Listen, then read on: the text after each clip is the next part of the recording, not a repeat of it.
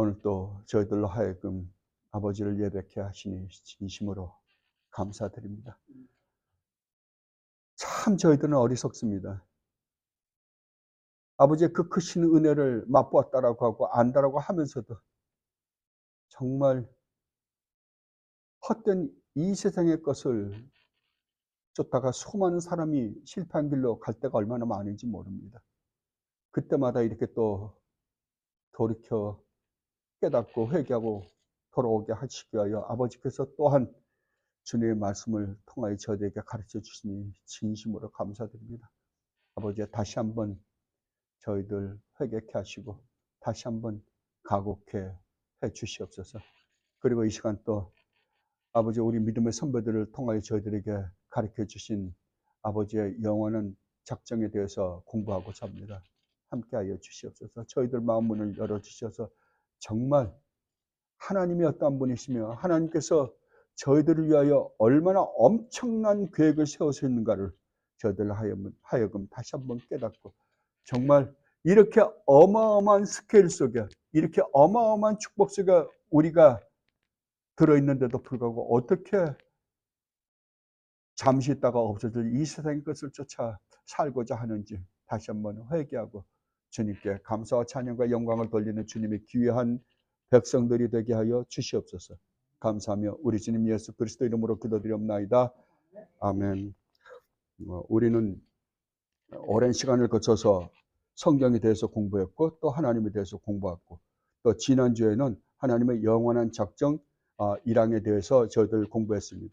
여러분들이 그러니까 성경에 대해서 공부하신 것을 또 묵상해보고 하나님에 대해서 공부한 걸 묵상해보고 또 하나님께서 우리에게 그 허락하신 우리 믿음의 선배들을 통하여 기록하신 이 하나님의 영원한 계획, 작정에 대해서 여러분 공부하시고 나면 성경 전체를 여러분 다 알 수 있어요.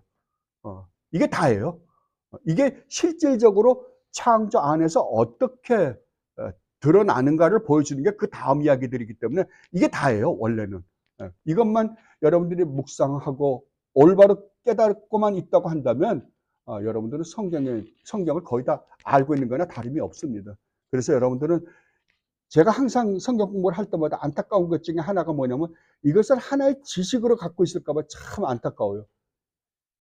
이것을 지식으로만 갖고 있는 건 아무 의미 없어요. 안 갖고 있는 것보다 좀 낫겠지만 의미 없다고. 잘못하면 이 지식이 나는 구원받았다는 증거로 사용하려고 할 때가 많음을 전 상당히 많이 봤어요.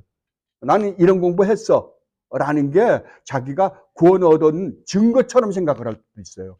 정말 위험한 발상입니다. 여러분 그러지 마시고요. 공부한 거를 그냥 공부한 걸로 하지 마시고 정말 이거를 또 씹고 또 씹고 또 곱씹는 거를 되새김작용하는 거를 묵상한다 그러잖아요.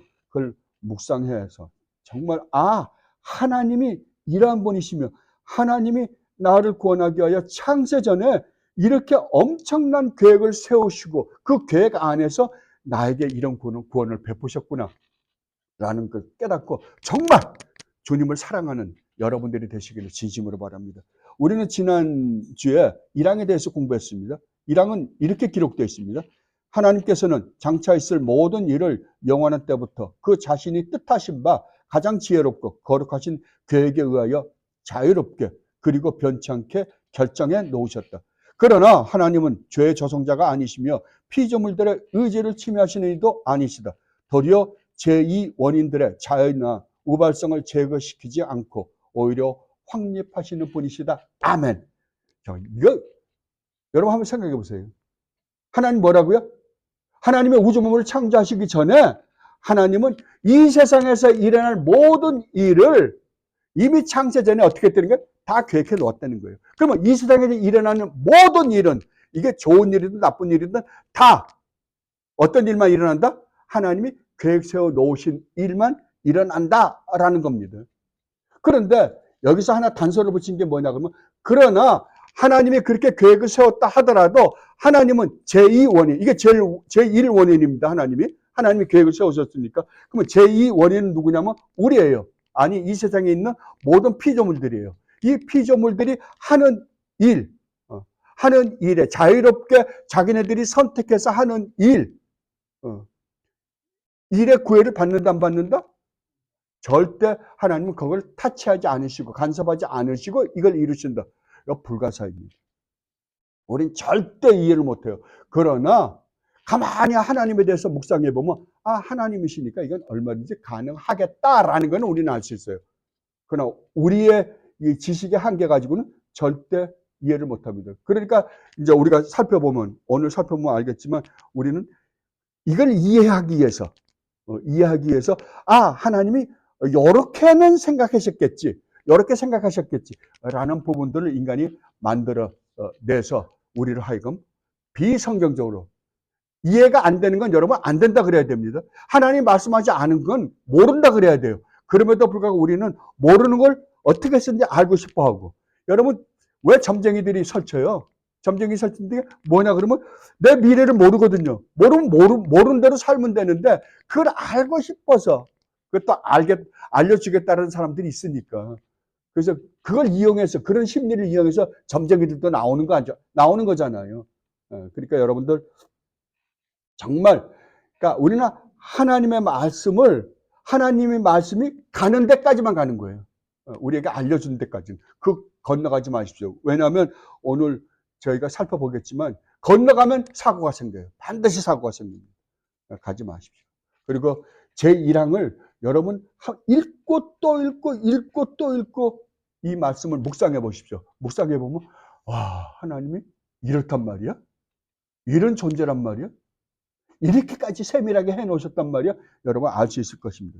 자, 그러면 오늘 2항을 보겠습니다. 하나님께서는 모든 예상되는 조건들에 근거하여 장차 무엇이 일어날 수 있는가를 알고 계신다. 그러나 그가 어떤 것을 결정하실 때 그것이 장차 있을 것으로 아시기 때문에 예지하셨거나 또는 그가 결정된 조건들에 근거하여 반드시 일어날 것으로 예지했기 때문에 그 어떤 것을 결정하신 것은 아니다. 여기에 두 가지를 우리가 볼 수 있는데 첫 번째 A번에 하나님께서는 모든 예상되는 조건들에 근거하여 장차 무엇이 일어날 수 있는지를 알고 계신다. 하나님이 창조하시는 순간서부터 마지막 이 세상의 종말, 우리 주님이 다시 내려오셔서 이 세상을 심판하실 때까지 모든 것을 다 한 번에 아십니다. 하나님은 이걸 추론해 봐서 아는 게 아니에요. 한 번에 아시는 거예요. 그냥 아시는 거예요. 다 아시는 거예요. 그러면 하나님이 어떤 거를 결정하셨을 때, 그렇다면 우리가, 하나님 다 아세요, 이제. 하나님이 창조하시면, 이 세상에서 일어날 일들을 하나님은 한 번에 단 1초도 안 걸리셨을 거예요. 다 아셨어요. 그렇다면 하나님이 어떤 거를 결정하셨을 때, 요놈이 이럴 땐 이렇게 하겠지. 얘가 이럴 땐 이렇게 하겠지. 이 개미가 저기 가다가 이 사고 내겠지. 라고 해서 그 모든 것들을 결정하지 않았다는 거죠. 쟤는 어디에서 태어나서 이렇게 하면, 저건 나중에 제가 저 학교를 들어가구나. 그러니까 걔가 그 학교를 들어간다라고 결정하지 않았다는 거예요. 이게 그 이야기예요, 지금. 하나님은 이것과 상관없이 하나님의 계획은 하나님이 만들어 놓으신 계획이다라는 거예요. 근데 그렇다면 이 세상에서 일어나는 일을 근거로 해서 하나님의 어떤 계획을 세운 게 아니라 하나님의 계획을 이루어 드리는 곳이 어디예요? 이 세상이에요. 이 세상이에요. 그럼 내가 무엇을 해드렸기 때문에 하나님의 뜻이 이루어진 게 아니라 하나님의 뜻이 우리 안에서 이루어지는 게 우리라는 거예요. 이건 바뀐 거죠. 근데 우리는 자꾸만 하나님이 하시는 일에 우리가 뭘 도움이 되려고 생각하는 거예요. 도움이 되려고. 그래서 하나님이 이렇게 일하시는데 우리도 열심히 일해야 되지 않겠는가? 이건 정말 잘못된 발상이에요. 그래서 항상 여러분들이 성경을 읽으실 때 하나님의 뜻이 우리의 환경 안에서 어떻게 이루어지는가를 보는 거예요.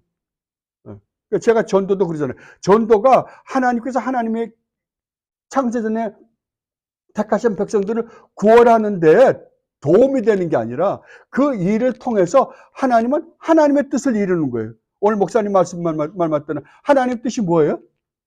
하나님의 영광이라고 한다면 하나님의 영광이 우리 안에서 이루어지게 하기 위해서 그 일을 시키는 거라니까요. 완전히 다른 거죠. 조그만 생각 같지만 아무것도 아닌 차이 같지만 이게 어마어마한 차이에요, 이게 지금요. 왜냐면 하나님이 주도권을 갖느냐, 아니면 우리가 주도권을 갖느냐, 아니면 하나님과 우리가 합작을 하느냐, 이거예요, 지금. 그러나 하나님은 우리와 합작을 한다, 안 한다? 절대 안 하신다고, 절대 안 하신다. 항상 여러분, 제가 그렇게 끊임없이 말씀드렸잖아요. 하나님은 오직 하나님이셔야만 해요. 우리는 피조물이에요. 그건 항상 인식하시기 바랍니다. 여기에 대해서 이 아츠 스포럴 목사님이 아주 잘 설명을 해줬어요. 126페이지 아래 보십시다. 이건 하나님의 전지성에 대해서 한 이야기입니다. 하나님은 우연적인 모든 것을 아실 뿐만 아니라 우연적인 것까지요. 아실 뿐만 아니라 하나님께서 아무것도 우연적이지 않다는 것을 아신다. 그러니까 하나님께는 우연이 있다 없다? 없다고요. 그러니까 무슨 말인 거 아니에요? 하나님은 하나님의 계획 세우실 때 꼭 일어날 일만 계획 세우신 게 아니라 하나님은 뭐까지 알고 계신다? 내가 이걸 할까 저거 할까라고 생각한 것까지 다 알고 계신다는 거예요. 비록 그게 나타나진 않았어요. 내가 이 학교를 갈까 저 학교를 갈까 했는데 내가 이 학교를 갔다. 그래서 선택한 것만 아는 게 아니라 내가 어느 학교를 갈지에 대해서 고민한 것까지 다 알고 계신다라는 거예요.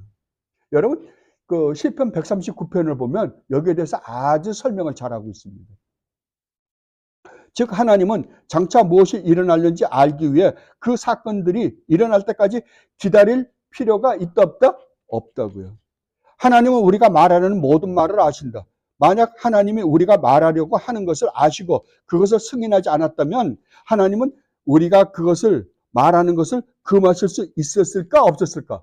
예, 물론 있었겠죠. 그러나 하나님은 금하신다 안 한다? 안 한다. 만약에 하나님이 계획을 세워놨는데 제가 이런 말을 할 거야 라고 계획을 세웠는데 안 할 것 같으니까 하나님은 금방 너 하지 마 그러고서 말하게 했다? 그런 거 없다는 거지 전혀. 물론 하나님은 그렇게 하실 수 있으시다. 우리가 그것을 말하는 것을 하나님이 금하실 수 있었지만 그렇게 하지 않도록 결정하셨다면 그것은 어떤 의미로는 하나님이 우리가 그것을 말하도록 정하신 것이다. 하나님은 당신에게 그것을 말하도록 필연적으로 강요하지 않고도, 이거 굉장히 중요합니다. 않고도 당신이 무엇을 말할지 아신다. 그러면 그러니까 하나님은 결정했으니까 하나님이 결정한 걸 내가 해서 실패했잖아요. 그러면 내 책임이 아니라 하나님 책임이다? 절대 아니라는 거죠. 우리가 말했어요. 왜?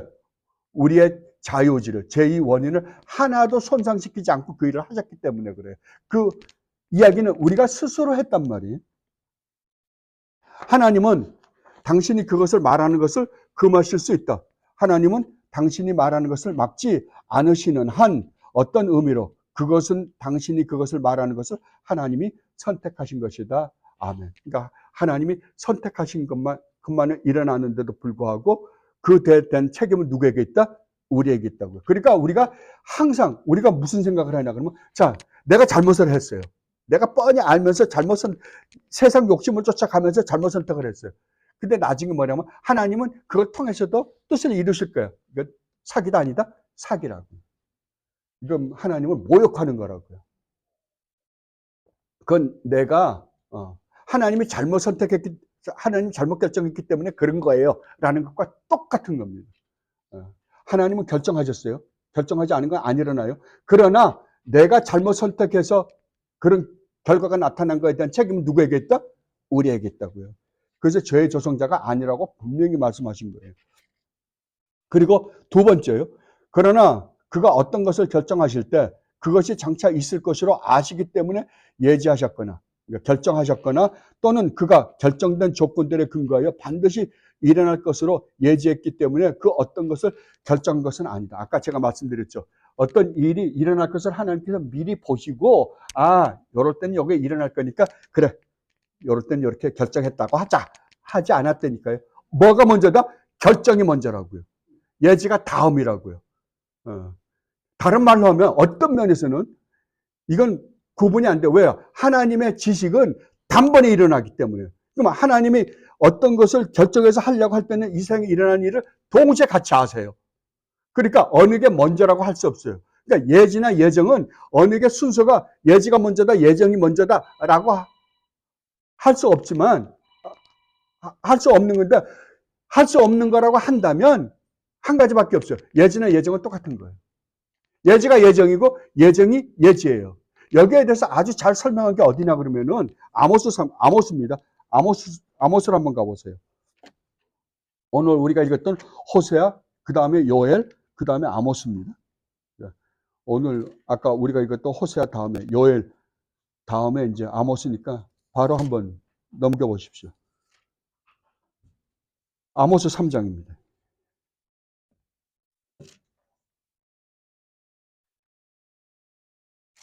1절, 2절 한번 살펴보십시다. 아모스 3장 1절과 2절 말씀입니다. 이스라엘 자손들아, 여호와께서 너희에 대하여 이르시는 이 말씀을 들으라. 애굽 땅에서 인도하여 올리신 모든 족속에 대하여 이르시기를, 자, 2절입니다. 내가 땅의 모든 족속 가운데 너희만을 알았나니. 알았나니 그건 뭐예요? 알았다는 건 지식이잖아요. 그러므로 내가 너희 모든 죄악을 너희에게 보응하리라 하셨나니. 뭐 너희만 알았다. 그러면 하나님이 미리 너희들을 알아서 너희들을 택했다라고 인식을 짓잖아요. 영어 성경에는 뭐라 그러면 you only have I chosen이에요. 선택한 거예요. 그러니까 우리가 신학적으로 엄밀하게 보면 예지와 예정은 한 단어나 마찬가지예요. 같은 거예요. 예지가 예정이고. 그런데 왜 자꾸만 사람들이 예지를 먼저 예정 앞에다 두려고 그러냐 그러면은 저기 때문에 그래요. 사도 바울이 로마서 8장에서 한 이야기 때문에 그래요. 하나님이 미리 아신 자들을 또한 부르시고 선택하시고 그들을 영화롭게 하셨다라고 하는 그 말 한마디 때문에 예지가 그래도 선택보다는 앞선다라고 이야기하는데 그렇지 않습니다. 이제 이것을 먼저, 그러니까 예정과 예지는 여러분들이 구분할 필요가 없는 것이다 라는 것을 여러분이 인식해 주시기 바랍니다. 자, 그리고 제가 오늘 본격적으로 살펴볼 것은 3장이에요. 사망. 그 앞에 2장은 어떤 면에서는 앞에 1장의 보충 설명이나 다름없기 때문에 그건 넘어가도록 하겠습니다. 제 사망입니다. 128페이지예요. 사망. 하나님의 결정에 따라 하나님은 그의 영광을 나타내시기 위해서 어떤 사람과 천사들은 영원한 생명에 이르도록 예정되고 다른 이들은 영원한 사명에 이르도록 예정되어 있다. 자, 제가 이 사망을 두 개로 나눴죠. A, B로요. 첫 번째 뭐라고요? 하나님은 하나님의 결정에 따라 작정에 따라 하나님은 그의 영광을 나타내시기 위해서, 그러니까 하나님의 모든 창조 계획, 하나님의 영원한 작정은 목적이 뭐라? 하나님의 영광이라고요. 하나님의 영광. 자, 그렇다면 제가 여러분들에게 여러 번 설명을 드렸습니다. 영광이란 말의 의미가 뭡니까? 영광이 뭐예요? 영광. 이걸 분명히 알아야 되잖아요. 영광이 뭔가. 성경에서 말하는 하나님의 영광이 뭐예요? 하나님의 하나님 되심이에요. 한마디로 이야기하면 하나님의 하나님 되심. 다른 말로 하면 하나님의 속성, 우리가 하나님 속성 공부했잖아요. 하나님 속성을 몽땅 다 합쳐보면 그게 영광이에요. 거기서 나타나는 하나님의 광채, 그게 영광이에요. 그렇다면 우리가 하나님께 영광을 돌린다라고 하면 뭘 돌리는 거예요? 하나님께 영광을 돌린다. 그러니까 영광이라는 하나님의 하나님 되심이에요. 하나님을 딱 봤을 때 하나님의 그 아름다우신 하나님의 모습을 딱 보니까 그걸 한마디로 하나님은 영광스러운 분이시다 라고 표현을 한다고 우리가 생각할 수 있어요. 그렇다면 하나님께 영광을 돌린다는 거예요. 뭘 돌려요? 하나님의 하나님 되심을 돌리는 거예요. 그죠? 뭐 일하는 게 아니라니까요. 이 세상에 뭘 해가지고 이걸 가지고 하나님께 영광을 돌린다? 없다니까요. 다른 말로 하면 하나님께 영광을 돌린다라는 것은 하나님의 그 아름다우심을 나로 하여금 반사시킨다는 말이에요. 반사시킨다. 그러면 우리가 진짜 하나님께 영광을 돌리려면 어떻게 해야 돼요? 예, 나에게서 뭐가 나타나야 돼요? 하나님의 아름다운 성품들이 나타나야죠. 오늘 목사님 말씀하신 것처럼. 그걸 성령의 열매라고 그러는 거예요. 하나님의 거룩하심, 의로우심, 선하심이 누굴 통해서 나타난다? 우리를 통해서 나타날 때 하나님 뭐라 하면 내가 너 때문에 영광을 받았다라고 그러시는 거예요. 너는 나의 영광을 드러낸다. 이거 외에는 하나님은 절대 영광을 받지 않으십니다. 하나님은 오직 하나님 것만 받으셔요. 하나님 것 외에는 어떠니까요? 다 악하니까요. 이 세상에 있는 모든 것은 뭐라고요? 악하다고요. 악하다고. 그러니까 이 세상의 것으로 우리가 하나님께 영광을 돌릴 수 있다 없다? 교회를 크게 지으면 하나님께 영광이 됩니까? 거짓말입니다. 그건 사기입니다. 그건 목사가 자기가 나는 이런 업적을 세웠어라고 자기를 드러내기 위해서 한 짓거리에 그 실수를 누가 했어요? 캐톨릭이 했습니다. 캐톨릭이 수천 년에 걸쳐서 그 어마어마한 건물들, 그 건물을 짓기 위해서 얼마나 많은 사람들의 돈을 빼앗았고 얼마나 많은 사람들이 희생했어요. 그런데 우리 종교 개혁자들이 뭐라고 했어? 다 잘못된 거다. 다 잘못됐다. 그래서 캐톨릭에서 그 건물을 엄청나게 유럽 가보면 여러분도 어마어마합니다. 그렇게 지어놓고 뭐라 그랬어요? 이것이 하나님이 거하시는 성당이다 그런 거예요. 거하시는 곳이라고. 구약의 성전 개념을 그대로 갖고 들어왔어요. 그래서 그곳에서 행하는 일을 뭐라 그랬어요? 제사라 그랬어요. 그게 미사예요. 그래서 성당에 보면 앞에 제대가 있어요. 제사를 지는 재단이 있어요. 그래서 캐톨릭은 지금도 미사가 예배가 아닙니다. 미사가 제사예요. 제사. 그래서 신부는 제사를 지내는 제사장이에요. 제사장 역할을 하는 거예요. 완전히 달라요. 그런데 종교 개혁자들이 가만 보니까 이게 성경하고는 완전히 다르거든요. 다 때려 부셔버렸어요. 그래서 뭐라 그랬어요? 성전은 이 세상에 존재치 않는다. 성전은 누가 성전이다? 성전의 원형은 우리 주님 예수 그리스도요. 그리고 또 다른 성전은 우리 주님 예수 그리스도로 말미암아 구원을 받은 하나님의 백성들이 성전이다. 그렇게 선포해버린 거예요. 너희가 성령이 거하시는 성전인 줄 너희가 알지 못하느냐? 왜? 성전이 뭐예요? 하나님이 거하시는 곳이 성전이잖아요. 그런데 이제 사도들은 스데반이 설교에도 그러죠. 하나님이 인간이 지은 곳에 계시겠느냐? 그럴 수 없는 일은. 그렇다면 이 건물은 뭐예요? 이게 성전이 아니라 하나님의 백성들, 성전인 하나님의 백성들, 성도, 다른 말로 하면 교회인 하나님의 백성들이 모여서 예배하는 장소, 예배당, 그걸 회복시켜줬어요.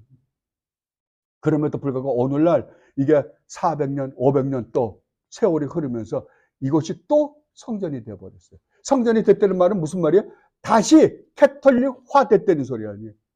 다시 또 다른 비기독교적 교회가 되어버리고 말았어요. 그래서 이 예배당에는 뭐만 있으면 된다?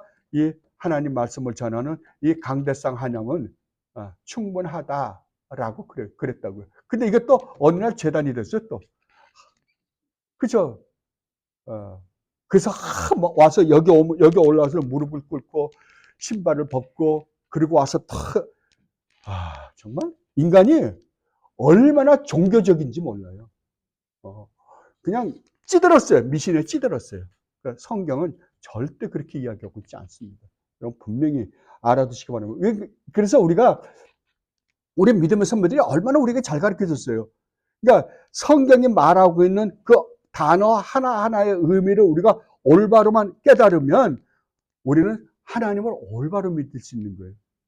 그래서 이런 조직신학, 이런 교리가 사람들이 중요하지 않다라고 하지만 이것이 없이는 우리가 올바른 신앙을 할 수가 없어요.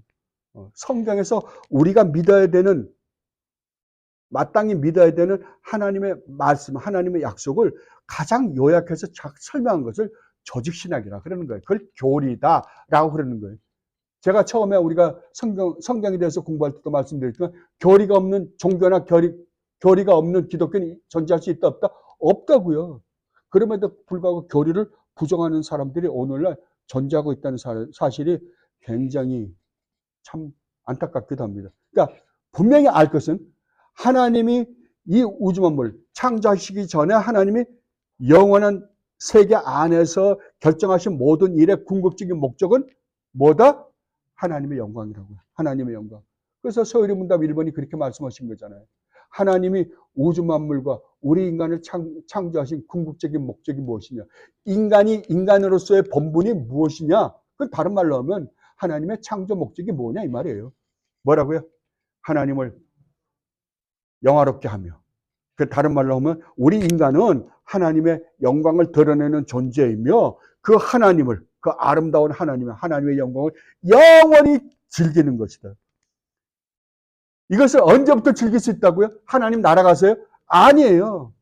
지금 우리 주님 예수 그리스도 안에서 지금 누릴 뿐만 아니라 영원히 누린다 그래요. 너희 그 생명이, 그 영광이 이미 너희 안에 우리 주님 예수 그리스도로 말미암아 들어와 있다 그러는 거예요.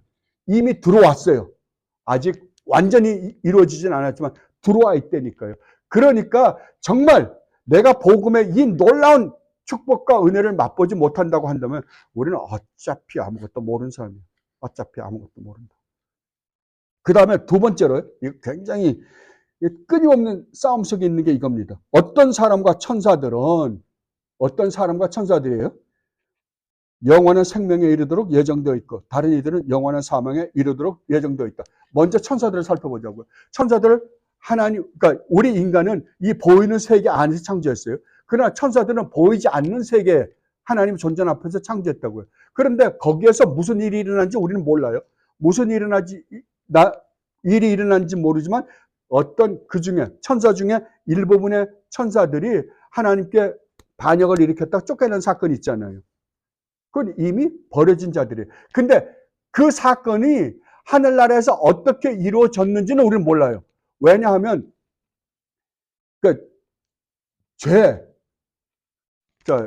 하나님이 계신 하나님의 존전이에요.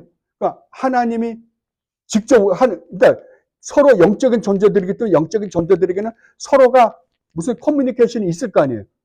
우리는 정확하게 모르지만 어떤 하나님의 그 영광을 볼 수 있는 어떤 그 기능들이 있었을 거란 말이에요. 그런데 여기에 하나님께서 가장 아름다운 거룩하고 의로운 선한 존재로 창조를 했어요. 천사들을. 그런데 우리가 죄를 지으려면 뭐가 있어야 되냐 그러면은 죄를 짓고 싶어하는 마음이 먼저 있어야 죄를 짓는 거잖아요. 그런데 하나님 존전이고 하나님이 완벽하게 창조했어요. 그런데 천사 중에 일부가 어떻게 죄를 짓고 싶어하는 이 마음이 어디서 왔는지 우리는 알 수 있다 없다? 모른다고요. 이것을 알기 위해서 신학자들이 수없이 생각하고 고민하고 해봤어요. 결론 뭐예요? 모른다. 우리는 그래서 죄의 기원을 우리는 모른다라고 그러는 겁니다.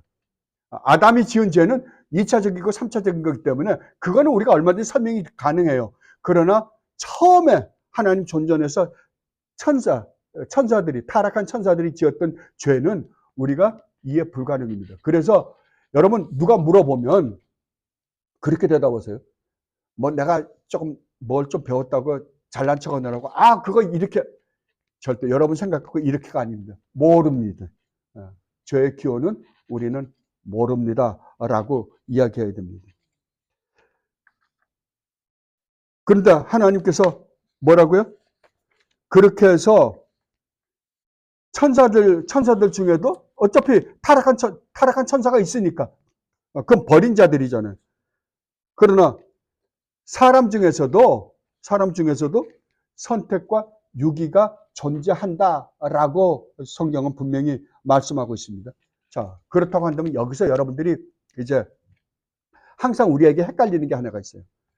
하나님은 이 세상에 사람을 창조했는데 창세 전에 누구는 하나님께서 구원해 주기로 하시고 누구는 안 하셨다. 그럼 무슨 생각이 번뜩 들어요? 우리 입장에서 보면 불공평하지 않나? 그죠? 당연하죠. 불공평하지 않나? 그런데 성경이 말하는 거는 우리 입장에서 말하는 게 아니라 하나님 입장에서 말씀하시는 거예요. 하나님이 인간을 창조했어요. 창조하셨을 때 가장 아름답게 창조했어요. 그런데도 불구하고 하나님께서 우리와 아름다운 언약적 관계를 유지하기 위하여 어떤 법을 주셨는데 그 법을 어긴 건 누구예요? 인간이에요. 타락했어요. 자, 그렇다면 하나님의 입장에서 이렇게 내려다보면 하나님을 배반하고 사탄 말을 듣고 타락한 인간은 어떻게 마땅해요? 다 죽여버리면 마땅하죠. 그죠? 왜냐면 하나님이 선과 악을 알게 하는 나무의 열매는 절대 먹지 말라. 그걸 먹는 날에는 반드시 죽으리라라고 말씀하셨거든요. 그럼 반드시 죽어야 돼요. 그럼 하나님이 정말 공정하신 분이라고 한다면 어떻게 하는 게 옳아요? 야, 다 없애버리면 땡땡. 가장 정확해요.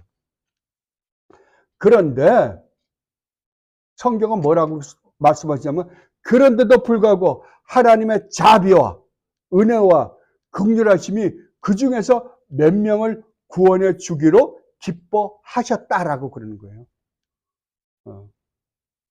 그게 은혜냐 긍휼하심이냐 아니면은 불공평한 것이냐라고 이야기를 해요. 바탕이 뭐라고요? 바탕이 이 세상의 모든 인간은 다 쓰레기다.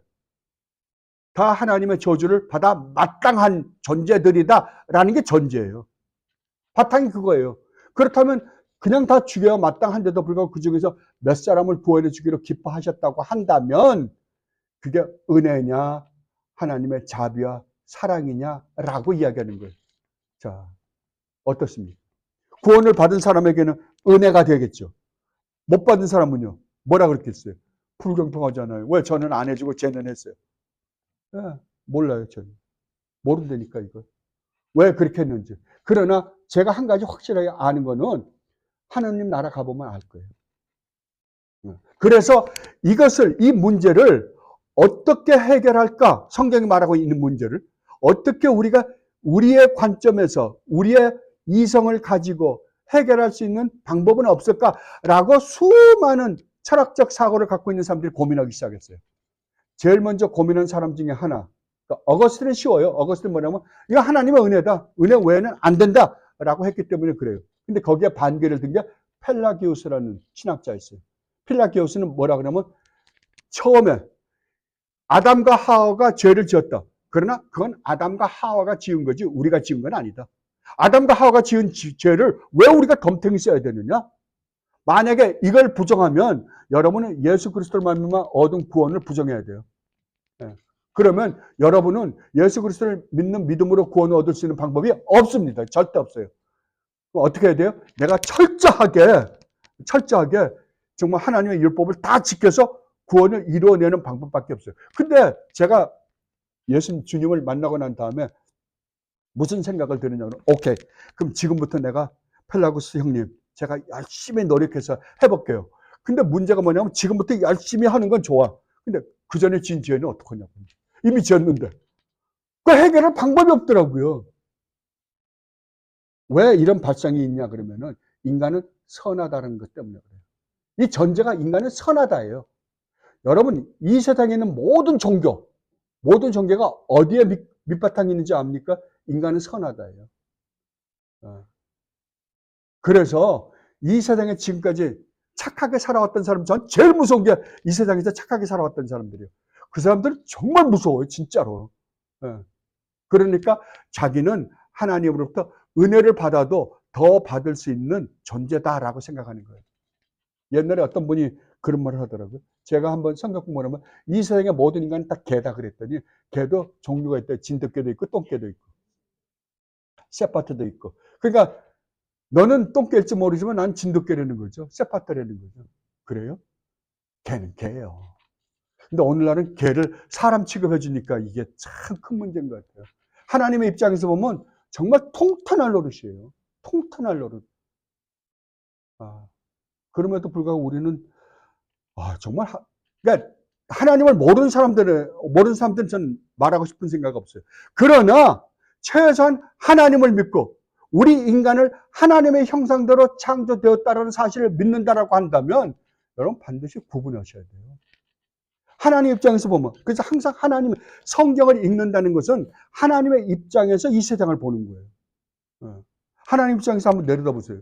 아니 하나님의 형상대로 창조했는데 저놈이 개새끼를 데리고서, 고양이 새끼를 데리고서 내 새끼야 이거 아빠라 그래 엄마라, 미치고 환장할 노릇이죠 이거.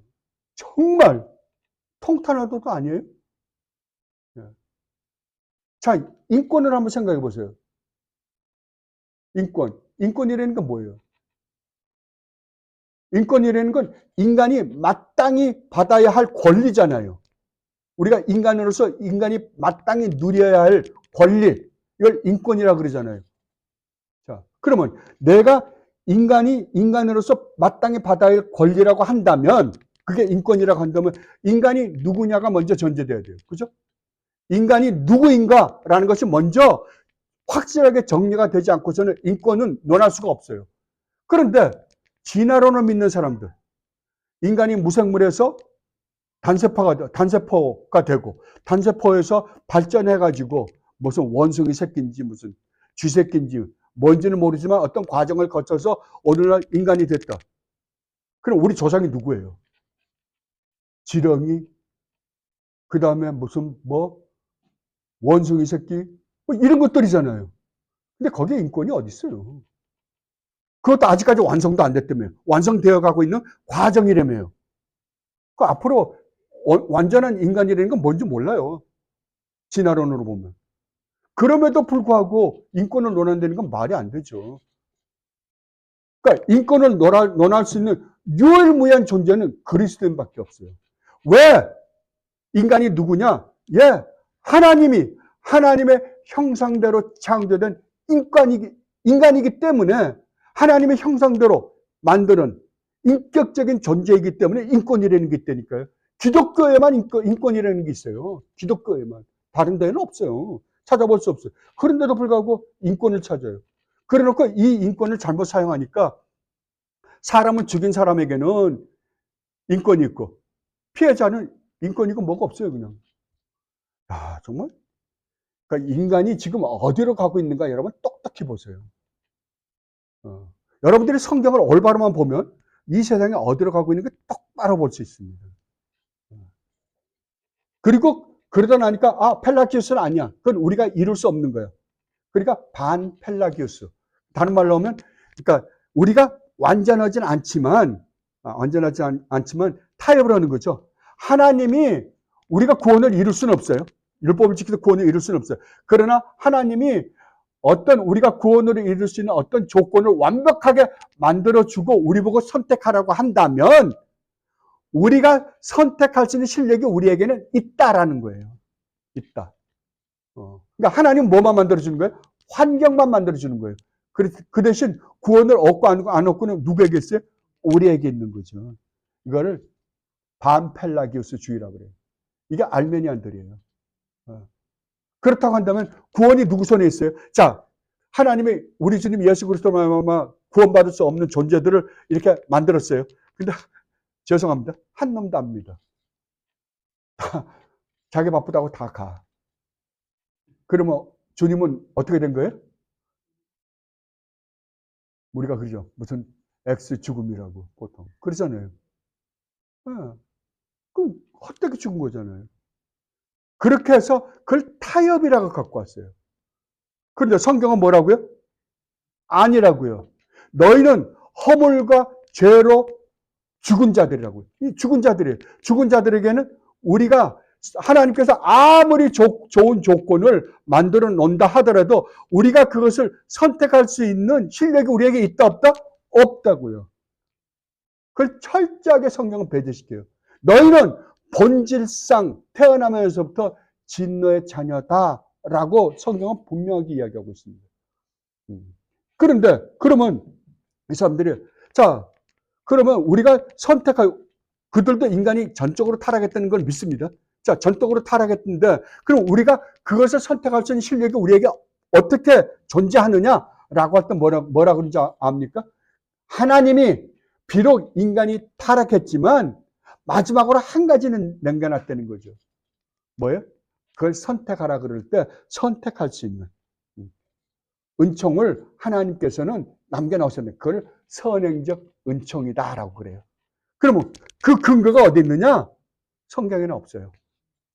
성경에는 없어요.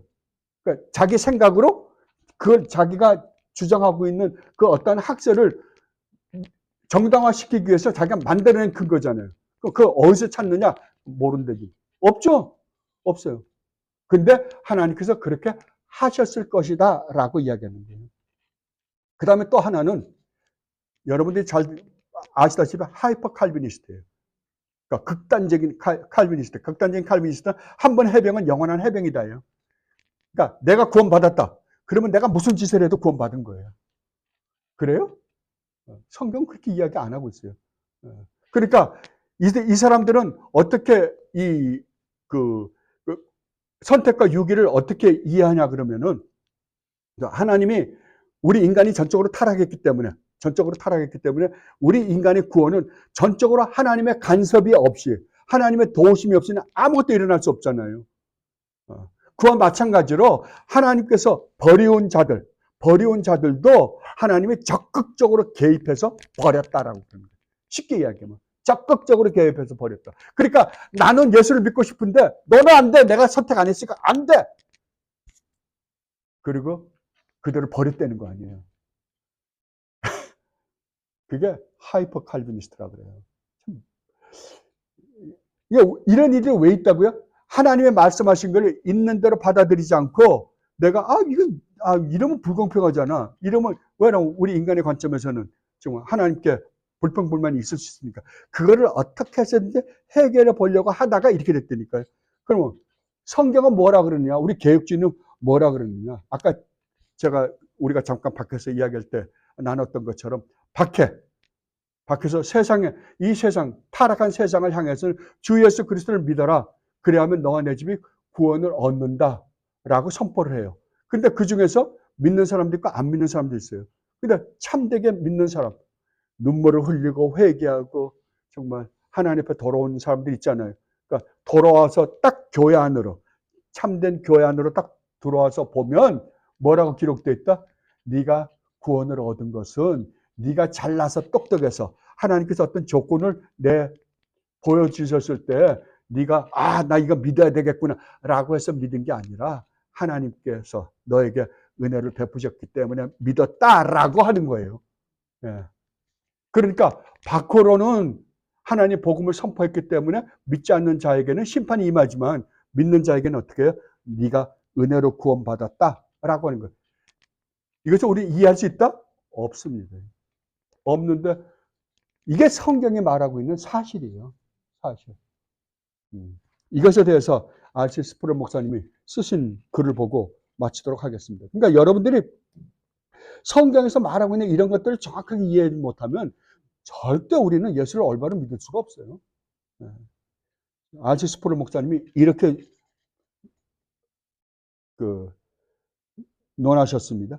개혁주의가 주장하는 것 가운데 가장 사람들을 당황하게 하는 교리가 바로 이 이중 예정 문제이다. 어떤 그리스도인들은 성경이 예정을 가르치고 있지만 오직 한 가지 예정만 가르친다고 믿고 있다. 하나님은 어떤 이들을 구원으로 선택하신다. 그러나 유기된 자들을 멸망으로 예정하지는 않는다. 그들은 하나님의 작정에는 부정적인 측면을 가지고 있지 않다는 것이다. 그러나 개혁주의 견해는 선택, 긍극적인 측면과 유기, 부정적인 측면 버렸다는 거예요. 양자 모두를 포함하고 있기 때문에 이중 예정이라고 불린다. 이 견해를 가지고 있는 우리들은 그것을 표현하는 방법에서 주의해야 한다. 영원전에 한 사람을 제외한 모든 사람이 구원으로 예정되고 한 사람만 예정되지 못했다 할지라도 여전히 문제가 될 것이다. 다른 말로 하면 한 사람이 구원받고 모든 사람이 버림받았다. 그 다음에 그러니까 한 사람이 버림받고 모든 사람이 다 구원받았다 해도 똑같은 문제가 발생할 거라는 거예요. 왜냐하면 그 한 사람은 선택의 범위 밖에 있는지를 다루어야 하기 때문이다. 모든 사람이 선택될 때만 유기의 문제를 피할 수가 있다. 특정 구원론, 모든 사람이 택함을 받는 것은 아니다와 보편 구원론, 모든 사람이 택함을 받은 자다 사이에 구별이 존재하는 한 우리는 선택의 뒷면에 대한 문제 또 이중 예정의 문제를 직면해야 된다. 이거 여러분 보편 구원론이 뭐냐 그러면 이 세상에 하나님께서 어차피 말씀은 그렇게 하셨어도 모든 사람 다 구원할 거야 라는 것과 누구는 선택하고 누구는 선택하지 않았습니다 라는 구원론. 또 이 절충론은 또 뭐라고요? 아까 제가 설명했던 것처럼 하나님이 조건만 만들어 놓고 선택은 우리에게 주셨다라는 거예요. 그러니까 이런 것들이 있다는 거죠. 선택의 뒷면에 대한 문제, 즉 이중 예정의 문제에 직면해야 한다. 성경적 예정론과 모순이 없으려면 이중 예정을 부정해야 한다. 그러나 그것을 단순히 주장하는 것만으로 부족하다. 게다가 우리는 이중 예정에 대한 다양한 견해들을 구별해야 한다. 마틴 루터는 자신의 책 노예 의지에서 에라스무스의 반펠라기우스주의를 반박하면서 이러한 구별을 하려고 애썼다. 소위 초칼빈주의라고 불리는 이중 예정의 한 종류는 선택의 과정과 유기의 과정이 대칭적이라고 생각합니다. 아까 제가 말씀드렸잖아요. 이것이 의미하는 바는 하나님의 간섭에 의해서 선택과 유기가 동등하게 정해지고 강제된 것이라는 것이다. 그러니까 선택도 하나님께 강제적으로 선택한 백성은 구원하고 그다음 유기된 자들도 강제적으로 버린다는 거예요. 그러니까 내가 예수를 믿고 싶은데 못 믿게 막아서 버린다는 거죠. 선택받은 자들에 관하여 하나님은 선택한 자들의 삶에 간섭하여 그들의 영혼에 믿음을 창조하시고 택자들을 구원의 상태로 이끄신다. 이와 마찬가지로 하나님은 유기자들의 삶에 개입하셔서 직접 마음을 강팍하게 만드신다. 그들 마음속에 있는 이 새로운 악은 유기자들이 정당하게 버림받고 멸망당하는 근거가 된다. 예를 들어 성경은 하나님 바로의 마음을 강팍하게 하셨다고 가르친다.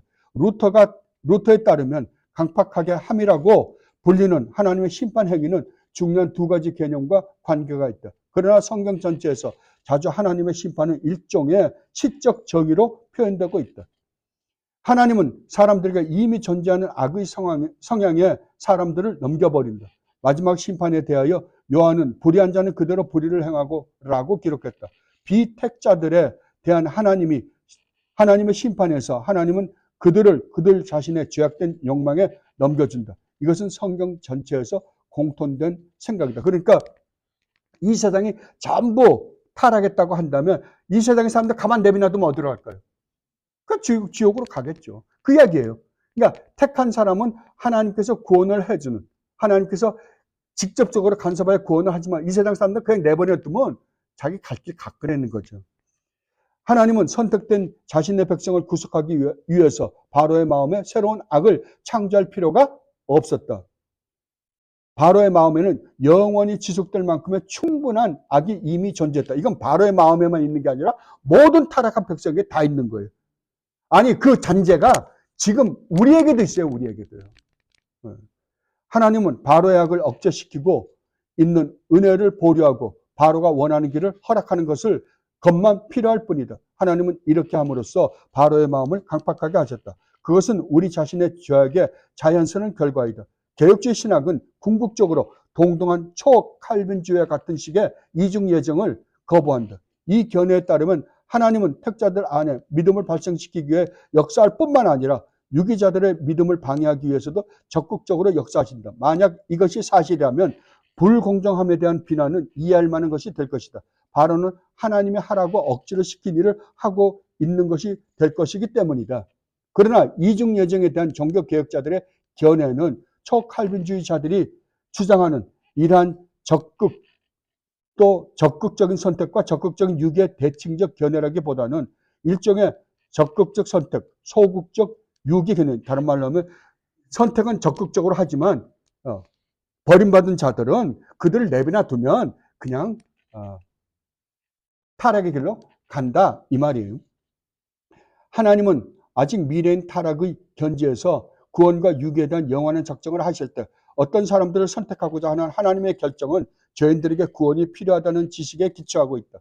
하나님의 구원 작정은 타락한 세상에 대한 하나님의 지식을 전제한다. 하나님은 전체 인류를 보시고 인류의 마지막 사람까지 포함해서 모든 사람이 하나님에 대해 아무 호감도 없고 죄와 허물로 죽고 타락하고 부패하고 하나님께 적대적일 것이라는 사실을 아셨다. 인류는 모든 죄의 노예이고 그들의 생각에는 하나님 두기를 싫어하고 이 세상의 길과 사탄의 권세를 따라 처신한다. 자, 이게 바로 그거예요. 이 세상에 있는 모든 인간의 기본은 뭐라고요? 전적으로 타락했다는 거예요. 전적으로 타락했고 전적으로 무능한 존재들이다. 인간 가만 내비놔두면요. 인간은 가만 내비놔두면 그냥 쓰레기예요. 그냥 그 길로 해서 멸망의 길로 가고 말 거예요. 여러분, 하나님을 모르는 사람들이 하고 있는 지금 이 세상 것들 감보세요. 러시아, 눈을 감고 러시아, 중국, 불란서, 프랑스, 영국, 뭐 다른 나라에서 일어나고 있는 일들 가만히 한번 봐보세요. 우리 한국에서 일어나는 일까지. 저는 정말 성도들이 이것을 한번 묵상해 보길 바라요. 자주. 봐보면 이 세상은요, 정말 쓰레기. 쓰레기 하치장이에요, 쓰레기 하치장. 이 세상에서 우리가 기대할 거는 아무것도 없어요. 아무것도 없다니까요. 그 안에서 제가 가끔가다 그런 생각이 들어요. 여러분 시궁창에 가면, 오래된 시궁창에 가면 거기 온갖 쓰레기들이 가득 있다 보면 거기서 냄새 나는 거 여러분 맡아봤어요? 시궁창? 서울에 사신 분들 잘 몰라요. 시골에 사는 사람들 잘 아는데. 그 시궁창 냄새예요. 이 세상이 그렇다니까요. 근데 시궁창에 빠져있는, 자, 사탕 하나, 우리 어렸을 때 구슬 사탕 있잖아요. 그거 하나가 시궁창에 빠졌다 그러면 그걸 먹겠다고 덤비는 게 세상이죠. 정확하게요. 제가 보기에는 하나도 안 틀린 것 같아요. 그 가운데에 있는 우리를 하나님은 기뻐 받으시고 우리를 구원해 주시기를 기뻐하셨다니까요. 그것도 누굴 통해서요? 우리 주님 예수 그리스도를 통해서요. 영원전부터 영원히 유일무이하신 성자 하나님, 거룩하시고 의로우시고 선하신 성자 하나님을 보내서 십자가에 매달아 죽이기까지 하시고 그 일을 하셨다라는 게 성경의 논증이에요. 이렇게 해서 구원받은 사람이 누구라고요?